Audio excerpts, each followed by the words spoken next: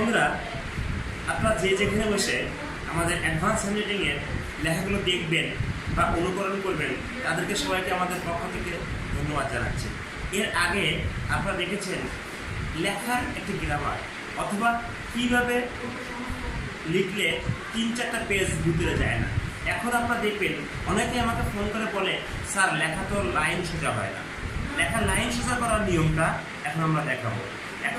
আপনাদের কীভাবে লেখার লাইন সোজা করতে হয়। তো ঠিক আছে বন্ধুরা, আসুন দেখি আমরা কীভাবে লাইনটা সোজা করতে পারি। অনেকে লাইন সোজা করে নিয়ে বিপদের ভিতরে থাকেন, বিভিন্ন সমস্যার ভিতরে থাকেন, কেন লাইন সোজা হয় না। তো আপনাদের আজকে আমি ব্যাখ্যা দিব কীভাবে লিখলে লাইনটা সুন্দর হয় এবং সোজা হয়, এবং কীভাবে লিখলে একটা পেজে কয়টা লাইন লিখতে হবে, একটা ওয়ার্ড থেকে ওয়ার্ডের ডিস্টেন্স কতটুকু হতে হবে, একটা লাইন থেকে লাইনের ডিস্টেন্স কতটুকু হতে হবে, এবং লাইনগুলো কীভাবে সোজা হবে সেটা আমি দেখাবো। আসুন তাহলে দেখি কীভাবে লাইনটা সোজা করবো। দেখেন, প্রথমে আমরা কলম ধরবো, খাতাটা ধরবো, তারপর এখান থেকে আমরা সোজা করবো।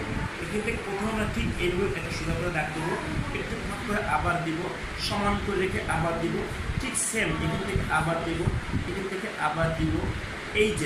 এইভাবে আমরা যদি প্র্যাকটিস করি তাহলে আমাদের লাইনটা নিশ্চিত সোজা হবে। দেখেন, আমরা এতটুকু করবো, এই লাইন থেকে লাইন ডিস্টেন্স হবে এতটুকু। আমরা আবার দেখি কীভাবে লাইনটা সোজা হয়, অর্থাৎ যেখানে শেষ করবো ঠিক সেই সমান অনুযায়ী আবার দিব, যেখানে শেষ করবো সেখানে আবার দিব। লক্ষ্য রাখতে হবে যতটুকু কলম সরবে ঠিক হাতটাও ততটুকু সরবে, অর্থাৎ হাত আর কলম একসাথে সরতে হবে। হাত এই কলম যতটুকু সরবে হাতও ঠিক ততটুকু সরবে, হাত ততটুকু সরবে। ঠিক আছে, তাহলে বন্ধুরা আমরা কী শিখলাম? হাত এবং কলম, এইটা কলম এটা হাত, এই দুটো সমান্তরালভাবে সরবে। যেন কলম যদি আমাদের আগে সরে তাহলে কী হবে? লাইনটা নিচে চলে যাবে।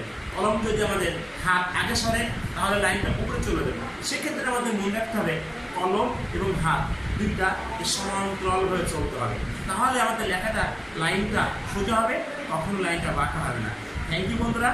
আবার দেখেন, আপনারা খুব ভালো করে লক্ষ্য করবেন লাইন সোজা করার নিয়ম। আমি এখন শেখাচ্ছি আপনাদেরকে লাইন সোজা করার নিয়ম।